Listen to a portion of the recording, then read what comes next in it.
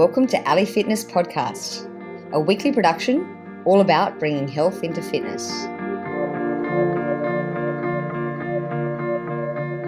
James Swanwick is an Australian-American investor, entrepreneur, speaker, former SportsCenter anchor on ESPN, host of the James Swanwick Show podcast, and the author of the 30-day No Alcohol Challenge. Forbes listed James as one of the 25 professional networking experts to watch. James, absolute pleasure to have you on the show and welcome. Ali, thank you so much for having me here. It's great to be here. I've actually been wanting to talk to you for a long time. I first heard about you, I think it must have been in 2010 when you stopped drinking alcohol and you started soon after with the 30-day challenge. So we'll have to talk a bit about that. But just so my audience know, I guess, James is big into health, like all sorts of lifestyle tips, and he's not only sort of an expert in that, but he's obviously very an expert in business endeavors and that sort of thing. So there are so many topics we can get your advice on. But firstly, I wanted to ask you, with all your knowledge in the health and fitness arena, why and how did sleep become your number one focus? Yeah, so my sleep was always okay. It was probably like 6, maybe a 7 out of 10, but it definitely wasn't an 8 or a 9 out of 10. And I was in a restaurant, a hotel restaurant with a friend of mine in Palm Springs, California one night, and he was wearing a really ugly pair of UVEX safety goggles, kind of like those glasses you might wear if you were at a gun range or if you were mowing the lawn trying to protect your eyes from flying stones or rocks or something. And there was a table of quite attractive women adjacent to us. And I looked at my friend wearing these ridiculous glasses and I said, "Mark, you look ridiculous and you're making me look ridiculous by association." And he went on to explain that he was wearing the glasses to protect himself from the blue light from all of the lights in this hotel restaurant. And I said, "Blue light, what are you talking about?"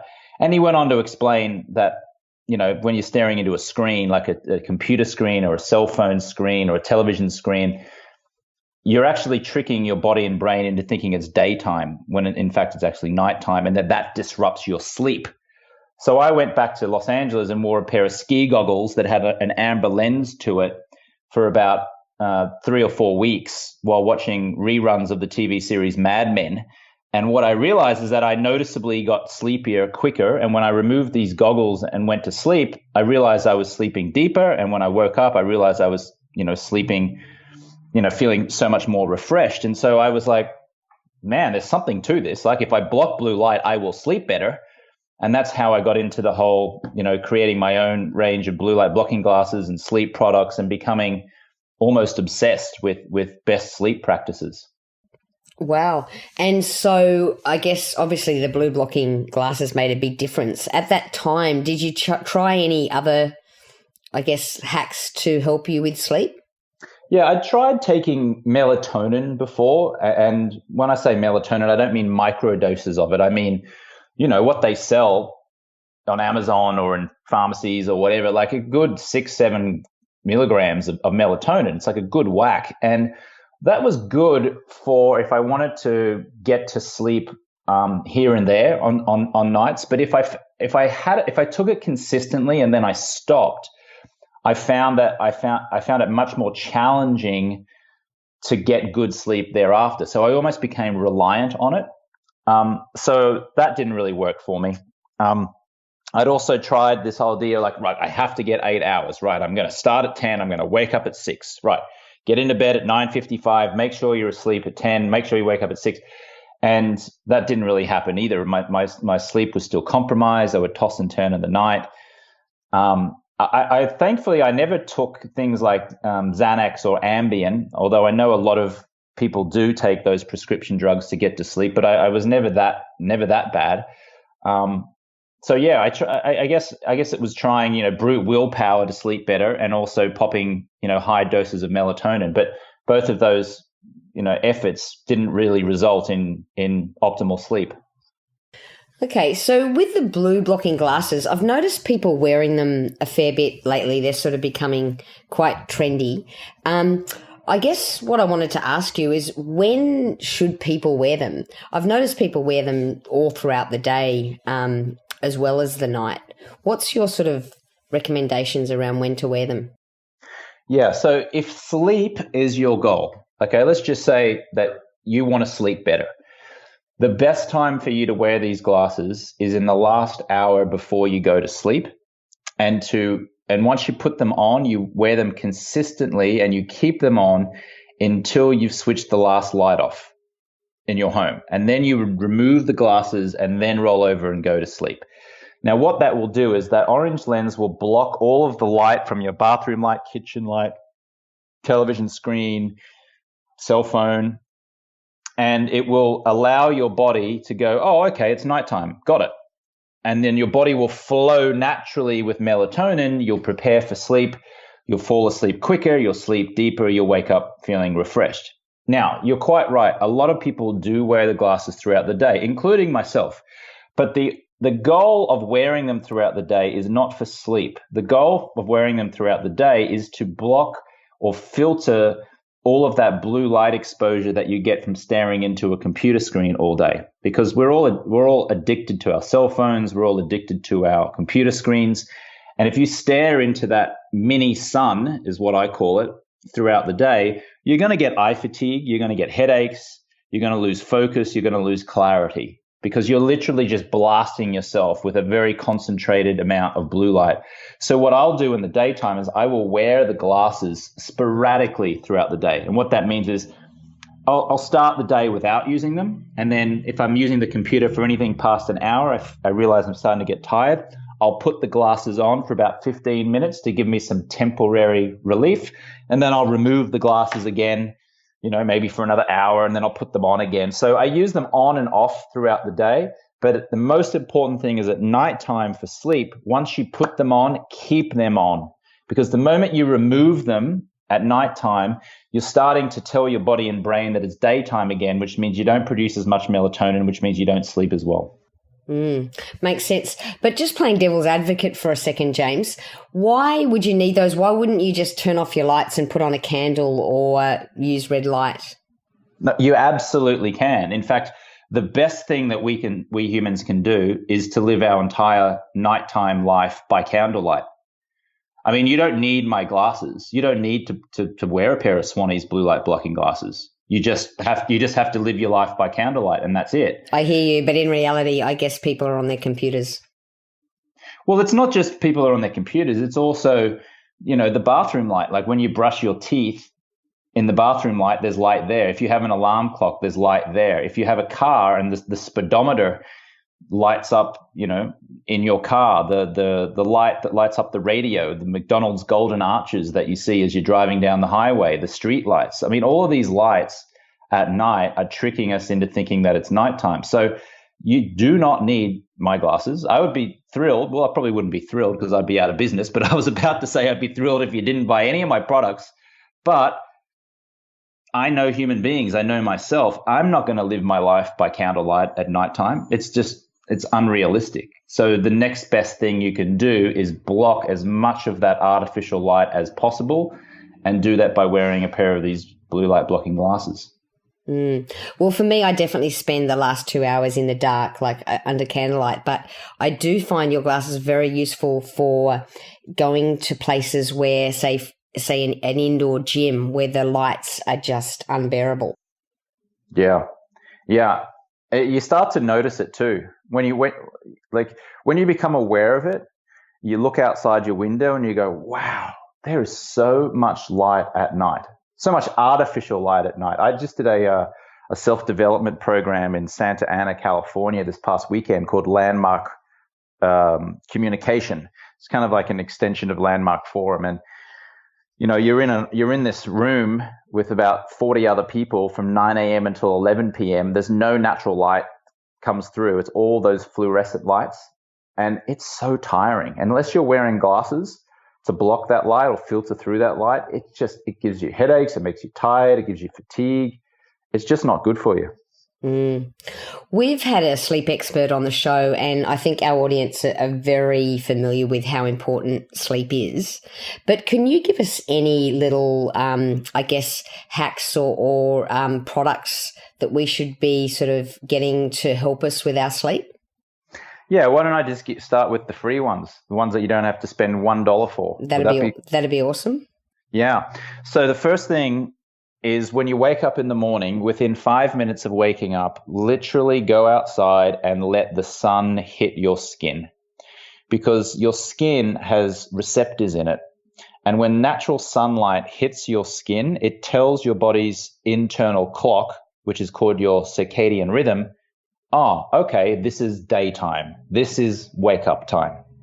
Now, when your body knows what wake up time is, 16 hours later, your body is going to then naturally start to produce melatonin, naturally start the process of getting tired, naturally start the process of preparing for sleep. Now, the problem that we have is that most of us just stay indoors for like an hour or two before we even leave the house. Some people don't even leave the house. And then if you're in the northern hemisphere, particularly in a winter, sometimes the sun doesn't get up until after maybe you've left for work. So certainly there's no excuse if you're in a climate or in a part of the earth where you're waking up, after the sun has got up. You simply must go outside and let the sunlight hit your skin. Even if it's overcast, even if it's snowing, even if it's raining, like literally just let sunlight hit your face, hit your arms, hit your hands. That will help you sleep better. And if you're in a part of the world where you wake up and the sun doesn't get up for another hour or two, then you can actually blast yourself with some light. A device. I think it's Philips. Philips has a morning light. Or there's a company called Lighting Science where you can buy one of those morning lights as well and kind of mimic the sunlight first thing in the morning. So, yeah. And so, James, would the Juve do a similar thing? Yeah, the Juve would do a similar thing as well. That's with the red light. And yeah, I was just at Ben Greenfield's place. Ben Greenfield's a pretty big health influencer. I was at his place in Spokane, Washington a few weeks ago, and he had a big full body length Juve light, and he told me that he blasts himself with that machine, first thing in the morning during those winter months. Yeah, it makes a big difference. I've got a full body Juve that I use for that. Awesome. So what else could we implement that doesn't cost us anything? Yeah, so morning exercise. So studies have shown that people who exercise in the morning versus the evening tend to sleep better. And I think it's because of two reasons. One, people who exercise in the morning tend to exercise more regularly and more consistently anyway, because they get it out of the way, life doesn't get in the way, and they don't come up with excuses later on in night. So they've just shown that people who do morning exercise more consistently, and exercise has been shown to help you sleep. Second reason they think is because optimal sleep really is having our core body temperature be cool. And if you're exercising close to bedtime or nighttime, that raises your core body temperature. And if you have an elevated core body temperature, that is not conducive to perfect sleep. So morning exercise versus evening exercise has been shown to help you sleep better as well. No caffeine after 2 p.m. Caffeine is a stimulant. Some people will listen to me saying that and go, but I can have a cappuccino or a coffee at dinner and I fall asleep just fine. Well, that may be true. You may be able to fall asleep just fine. However, the quality of your sleep is still severely compromised from that caffeine. Dr. Michael Bruce, who's a friend of mine and who's the chief sleep doctor on the Dr. Oz show, told me very clearly. He said, caffeine, plain and simple, is a stimulant. And if you drink it after 2 p.m., that stimulating effect is still in your body and will compromise your sleep quality. Awesome. And anything else?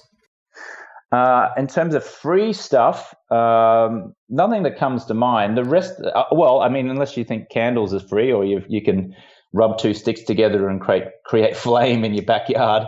Live your life by candlelight at nighttime, for sure.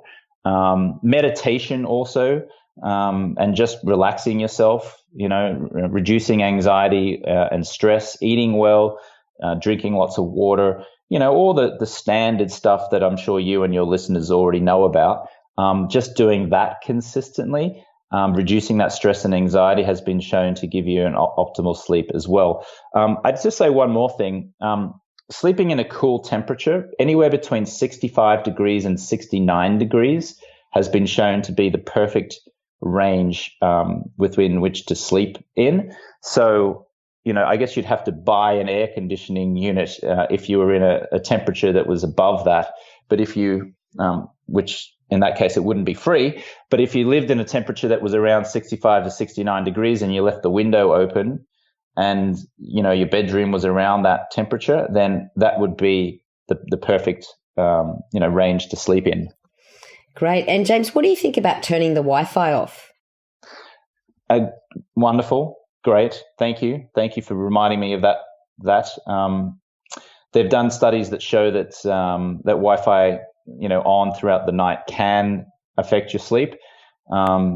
Again, I turn to people like Ben Greenfield in that matter, and he has a Wi-Fi free home up at his place in Spokane, Washington. So I'm not as vigorous in my health practices as he is, but I can tell you this: if he switches his Wi-Fi off or doesn't have Wi-Fi in his home, then I can say definitively then having Wi-Fi on while we're sleeping is probably not conducive to good sleep. So yeah, absolutely. If you can switch that off and you're willing to do it, that will help you sleep better also. And I guess something else that I've heard you mention too is just turning off computers a couple of hours before sleeping is always obviously a good option. Well, look, here's the thing. You're right. That is the gold standard. I just know that even though you and your listeners, we try to adhere to that gold standard all the time, sometimes life gets in the way. And so sometimes we're on our phone, sometimes we're on our computer, sometimes we're using our electronic devices. So if you can and you're able and you have that discipline to switch it off, yes, do it. That is the best practice whatsoever.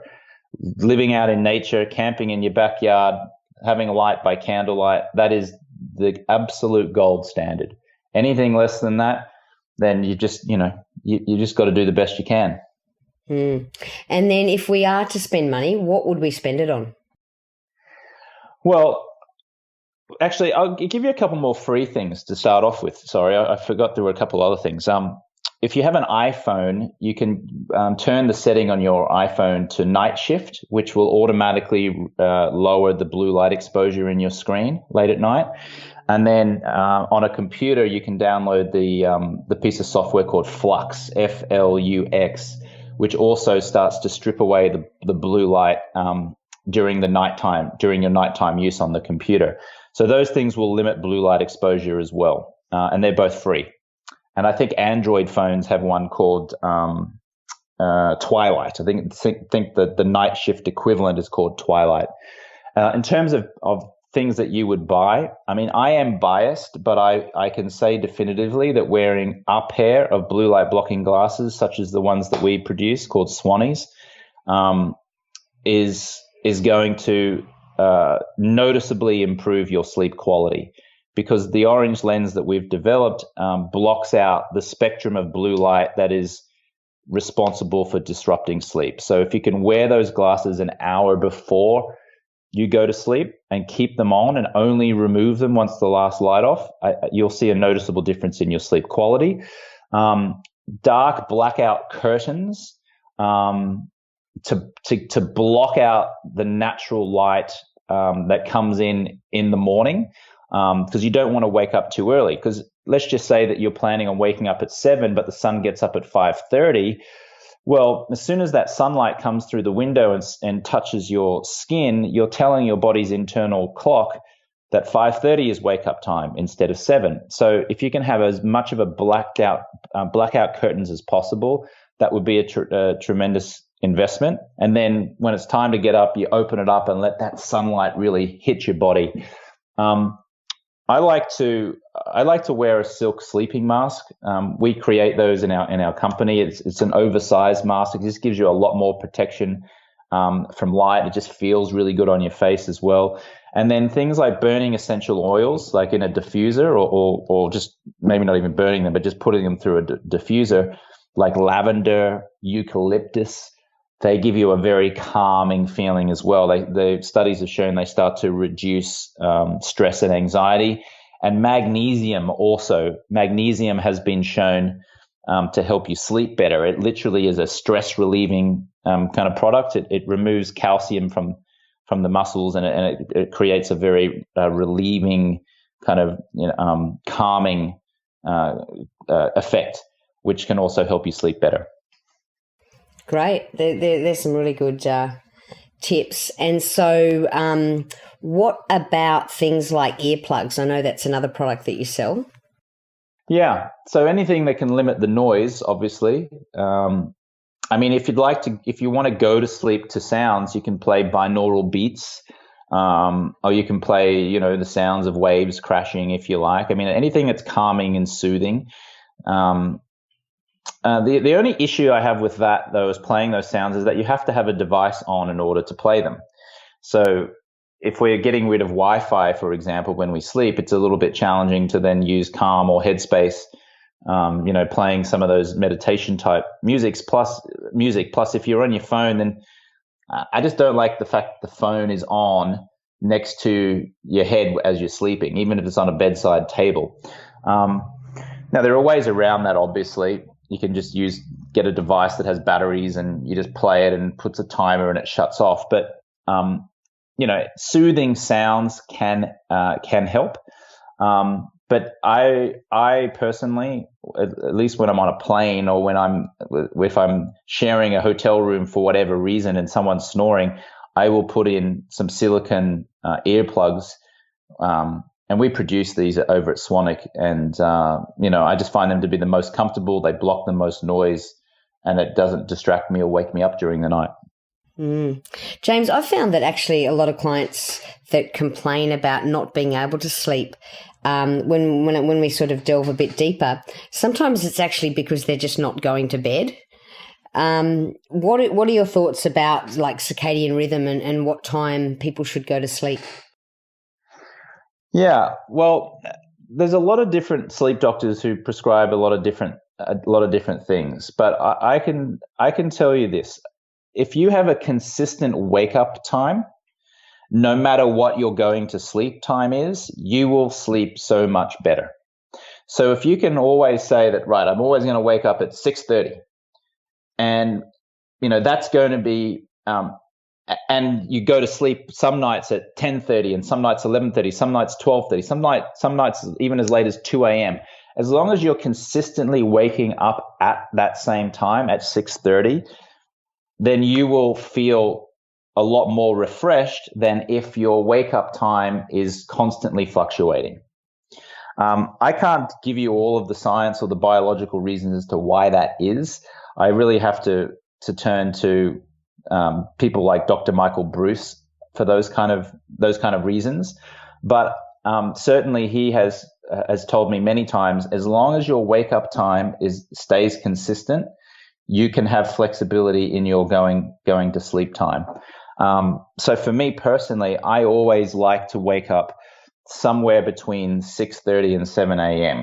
And I'm not so rigid that I'm like, right, I've got to wake up at 6:30 or I've got to wake up at 7. I'm like, I give it like that 30-minute kind of wriggle room. And for the most part, for most of my life, that's that half hour I wake up, and I always feel refreshed. Like I would describe my sleep as being almost flawless.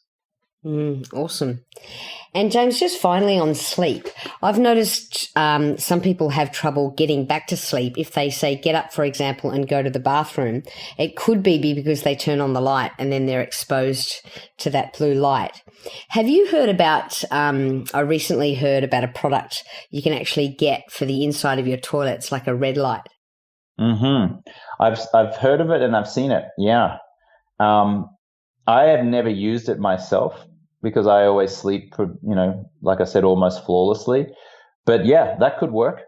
I don't have enough experience with it to be able to tell you definitively, yes, go and use it. But I can tell you that I've seen it and I know of it, and I think it sounds effective. Awesome. So for our listeners, obviously I'll put it in the show notes, but swanwicksleep.com have got all those products. And I believe you're going to give us an awesome 15% discount for all the listeners who want to buy the glasses. And the capital letters Ali Fitness will get that for them. So thank you for that. You're welcome. And that's across the entire store as well. If you want to get the sleep mask or magnesium spray or any of those things, then you're welcome to use that code for the 15% off as well. Great. So moving on from sleep, I'm really interested to talk to you. I'm wondering if you can share with us some stories of your former role as the SportsCenter anchor on ESPN. What did you learn about fitness and health from the top level athletes that you're interviewing? Yeah, I hosted SportsCenter on ESPN 2010 through 2012 over in Bristol, Connecticut. And I got to interview some people like Kobe Bryant and David Beckham, Tom Brady. I became, I'd say, friendly or acquaintances with Magic Johnson, the former LA Lakers basketball star, Jerry Rice, the former wide receiver for the San Francisco 49ers. And, it was always like a who's who of sporting stars that were coming through the corridors, or people that I would interview on shows. And what was consistent was their ability to feel fear but take action anyway. So none of them ever described themselves as being fearless. Tim Tebow told me this, Magic Johnson told me this, Tom Brady. They always feel fear. They always have doubt, but they just take the action anyway. It's almost like, F it, I'm just going to take action anyway.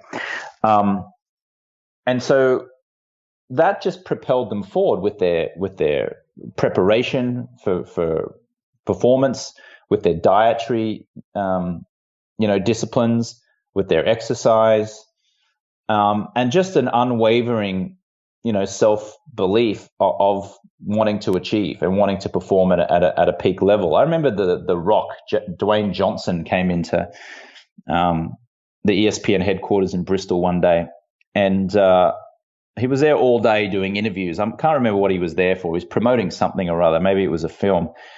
And I saw him do 2 workouts. He did a morning workout in the gym at ESPN, and I saw him doing it because there were cameras around him and everything when I started my shift. And when I left later on the day, he was back there doing a second workout. And I was like, oh my goodness, that's amazing. Like, he's doing a heavy morning workout and an evening morning workout. That unwavering commitment to your health and to your craft and to peak performance was just so inspiring. Interesting. And did you find that, so I guess you mentioned that they still felt fear. Did you find that they were perhaps like not scared to fail? What was it that led them to just do it anyway? I think that people are still scared to fail, but again, it's still just, I'm just going to take action. Have you heard of the actor LL Cool J? He's kind of an actor or musician. No, I haven't. Yeah, he's a pretty famous, I guess you'd say, hip hop or rap star. And I was interviewing him. I used to be a film journalist as well, where I do movie junkets. And he was promoting a film that he made with Queen Latifah called, I think it was called The Holiday. And I was interviewing him at the Four Seasons Hotel in Beverly Hills. And I said to him, look, what's the secret of success? What's the secret of peak performance? And he said to me this. He said, it's standing on the edge of a cliff, looking down and seeing rocks that if you step off will kill you. And it's trusting that there is a safety net there. And it's literally just standing there and just putting your right foot forward and taking that first step or taking that leap, not seeing the safety net, but knowing that the safety net will appear. And he said, and any person can make fun of that and call it woo-woo kind of stuff, but all peak performers understand that. So going back to, interviewing people like Magic Johnson and David Beckham and Tom Brady, it was the same thing that I saw and the same thing that they shared with me. It's feeling fear, but just taking the action anyway, while also just having like an unwavering belief that they're going to achieve, like they're going to get their desired outcome. So I think that was, that's the most consistent pattern that I've seen through peak performers. That's amazing. And what would you say about their health? Yeah, just an unwavering commitment to it. I mean, Kobe Bryant, who played for the Lakers for many years, I mean, he had 5 a.m. workouts, personal workouts before he would even, go and do training with the Lakers, which would be another 2 hours workouts. And just that consistency. It's just the consistency. I've been able to interview Arnold Schwarzenegger 3 times now over the last 10 years. And in fact, I work out next to him most days at Gold's Gym here in Venice Beach, California. And I've been fortunate enough to be at his home up in Bel Air twice because I raise money for his charity. And again, we've become acquaintances. I wouldn't say that we're friends, or maybe even I probably wouldn't say that we're friendly. I'd just say we're acquaintances. And, he told me, he said, it's just sets and reps, sets and reps, sets and reps. And I said, well, can you just clarify what you mean by that? And he said, it's just literally every day being in the gym, doing the same thing over and over and over and over and over and over again.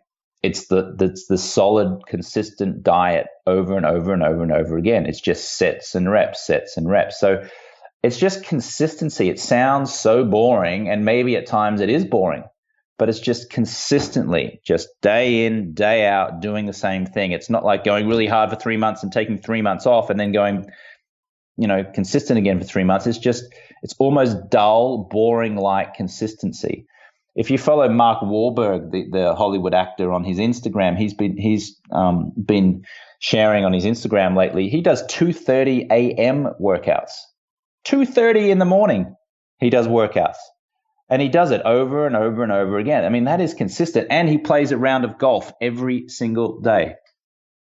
That's amazing. That's amazing consistency. I wonder if he's getting enough sleep, though. Well, he does go to sleep at a very early hour. I think he goes to sleep at like 5:30 in the afternoon or 6 or something. So that would give him, that'd give him 8 hours. That'd give him like 7 or 8 hours. Yeah, that sounds right. Well, turning to you, James, I've heard you talk a lot about your daily habits, and it's no wonder that you're fit and healthy, because I've heard you talk about being grateful, about being generous, and eating really well for at least 80% of the time, and obviously removing alcohol from your diet. Can you expand on these and maybe tell us some other habits that you'd recommend for our listeners to be as fit and healthy as we can for longevity, I guess? Yeah, so for context, I quit drinking alcohol in 2010. I was never an alcoholic. I was what society would just call a normal drinker. I might have a glass or 2 of wine each night.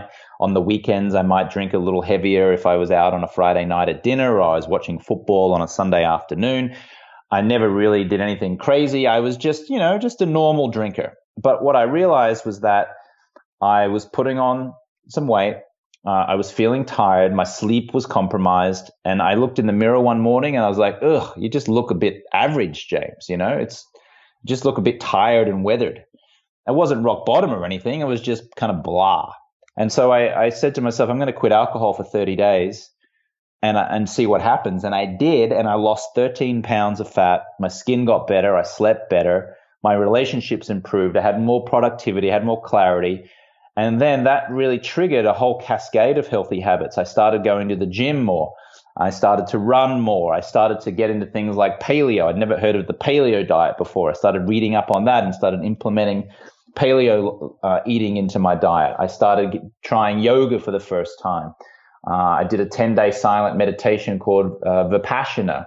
And I started just surrounding myself with like-minded people where health and well-being was a priority in their life. So what I found was quitting drinking opened up a whole series of really healthy habits. To answer your initial question, there's a couple things that I do each day now to make sure that I'm always healthy, happy, healthy and happy. Essentially, I've created a rule, and that is this: I'm not allowed to touch my phone in the morning until I have completed writing 20 things that I'm grateful for. And the way that I ensure that I don't touch my phone is that I stopped using the alarm in my phone to wake me up in the morning, and I instead bought a $7 alarm off Amazon, which wakes me up each morning. That way I do not put my hand on the phone. So then I put my hand on the alarm to switch the alarm off, and I know that I'm not allowed to touch that phone until I get up and purposefully and intentionally sit down and write 20 things I'm grateful for. Only then do I put my hand on my phone and turn it off Wi-Fi mode and start to get into reactionary mode around work and business, etc. What I found is that very practice gets me into a habit of always looking for what's good in my life. What is right? What's working? What am I grateful for? Because writing 20 things you're grateful for is a lot. It's a lot. And what it actually does is that it triggers something in your brain called your RAS, which is your reticular activating system, which will start to seek evidence that everything is good, that everything is working in your favor, because you've just written 20 things that you're grateful for. That in itself, if you did nothing else except implement that, I think you would see a profound difference in your health, in your life, in the way that you see the world and your relationships. And then the second most powerful thing that I did was I started buying a bouquet of flowers once a week and sticking them on my living room table. And I'm a pretty alpha male kind of guy. And so buying flowers for myself seems a little bit and feels a little bit, contradictory to that. However, the flowers are a representation of health and vitality. I see that color every morning and every day. I change the water in the vase every single day. It's a symbol for me, making sure that I'm always putting clean water into my body, that I'm always eating well, that I'm always giving myself natural sunlight, that I'm taking care of my body. And that beautiful color, that beautiful smell of those flowers just reminds me all day, eat well, exercise well, get good sunlight, have great relationships, feel part of a community. And I find that those two things, like just writing 20 things I'm grateful for and looking at flowers and taking care of flowers throughout the week, inspires me to eat well, exercise well, and just live a happy life. Awesome. That's really cool. I didn't know about the flowers. I like that. Hopefully my husband's listening and he might do the same. So, James, before I ask you a question that we always ask our guests on the show, is there anything else that you'd like to leave our listeners with, whether it be a tip or a quote or anything at all? Got a couple things that came to mind when you asked me that. I live by a quote, which is just do it and do it now. So it's kind of like the Nike symbol, which is just do it, but then I add 3 words, which is do it now. A lot of us procrastinate on things. And so when I say do it now, it's like, all right, I take action now, not tomorrow, not next week, not next month, not when there's a better time. For the most part, I'm like, do it now. And that's really helped me in all areas of my life. And in relation to alcohol, what I would say is this. If you're drinking even just 1 glass of wine per night, that is enough to compromise your sleep, and that is enough to compromise your life, whether it's your money, wealth, relationships. And so I'm actually have formed an opinion that alcohol has absolutely 0 redeeming qualities to it, which sounds kind of harsh, sounds kind of like, oh, that doesn't make sense, because, just 1 or 2 glasses of wine here or there is no problem. I have actually formed the opinion that 1 or 2 glasses here or there is a problem, because the moment you have that alcohol, whether it's an innocent beer or an innocent wine, your sleep quality is compromised, and your sleep quality being compromised just has all of these spin-off effects, like your metabolism doesn't run as well, your skin doesn't look as good in the morning, you're a little bit tired and lethargic, you're just a little bit irritable. So you tend to go for a sugary substance to give you a little bit of a boost in the morning because you're irritable. And it just has this spiraling effect of keeping us playing small. So if anyone is curious enough to want to at least take a break from alcohol or quit, you can go to 30daynoalcoholchallenge.com. And, I've helped thousands of people around the world just quit for 30 days. You don't have to quit forever, but just give it a try for 30 days and see how you feel. And I think that you'll realize that your life can completely transform just by quitting for 30 days. Awesome. Thank you for that. That's awesome. And I guess I've got to ask you, do you have a tattoo? I do not. No? No. If you were to, what would it be? It'd be of the Superman symbol on my left shoulder, because my childhood idol, John Bon Jovi, has a Superman tattoo on his left arm. So I'd want to copy him.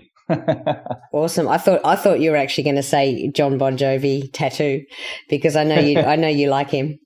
That's a great question. That's the first time I've ever been asked that question. I love it. I love that you asked me that. Thank you. Cool. Look, James, thanks again for coming on and sharing all of that. I'll obviously put everything in the show notes, including the 15% discount on all your products. So thanks again. Thanks very much for having me.